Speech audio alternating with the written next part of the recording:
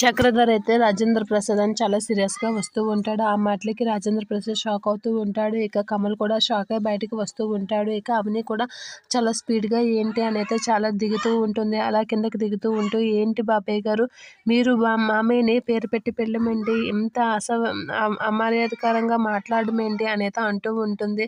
ఆ మాటలకి చక్రధర్ అయితే అవని కాసి చూస్తే ఇలా అంటూ ఉంటాడు, నువ్వు నీ భర్త చేసిన దీనికి అడగడానికి వచ్చాను, నువ్వు నీ భర్త చేసిన విషయం గురించే అనేత అంటూ ఉంటాడు. ఏం మాట్లాడుతున్నారు మీరు అనేత అంటూ ఉంటుంది.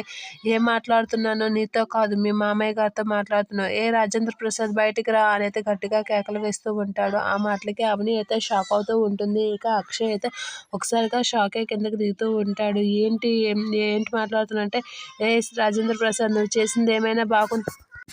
ఆ మాటలకి అక్షయ్ అయితే, ఎందుకు అలా మాట్లాడుతున్నావు, మా నాన్నతో తిన్నగా మాట్లాడు, రెస్పెక్ట్ ఇస్తేనే రెస్పెక్ట్ ఇస్తాం, తిన్నగా మాట్లాడకపోతే అస్సలేం బాగోదు అని చెప్పి అక్షయ్ మాట్లాడుతూ ఉంటాడు. ఏంట్రా మీకు వీరు రెస్పెక్ట్ ఇచ్చేది, నువ్వెవడవు అసలు అని అంటూ ఉంటాడు రాజేంద్ర ప్రసాద్ చక్రధర్ అయితే అక్షయ్ని. ఆ మాటలకి అక్షయ్ అయితే షాక్ అవుతూ ఉంటాడు. కమల్ కూడా షాక్ అవుతూ ఉంటాడు.